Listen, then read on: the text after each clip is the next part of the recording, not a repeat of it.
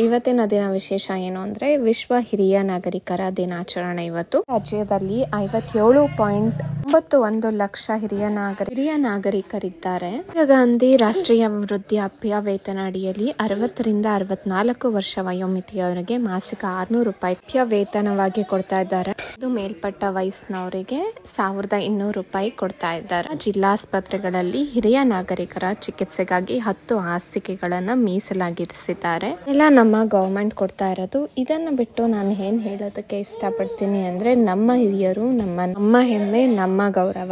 ಅವರನ್ನ ಎಷ್ಟು ಚೆನ್ನಾಗಿ ಆಗುತ್ತೋ ಅಷ್ಟು ಚೆನ್ನಾಗಿ ನೋಡ್ಕೋಬೇಕು.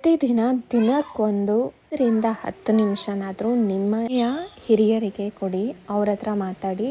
ಆದ್ರೆ ಎದುರಿಗೆ ಮಾತಾಡಿ, ಇಲ್ಲ ದಯವಿಟ್ಟು ಫೋನ್ ಮಾಡಿ ಮಾತಾಡಿ, ಹೇಗಿದ್ದಾರೆ, ಅವರ ಆರೋಗ್ಯವನ್ನ ವಿಚಾರಿಸ್ಕೊಳ್ಳಿ. ಇದರಿಂದ ಅವರಿಗೂ ನೆಮ್ಮದಿ ಸಿಗುತ್ತೆ, ಒಳ್ಳೆಯದೇ ಆಗುತ್ತೆ. ಅವರ ಆಶೀರ್ವಾದ ಇದ್ರೆ ಎಲ್ಲಾನು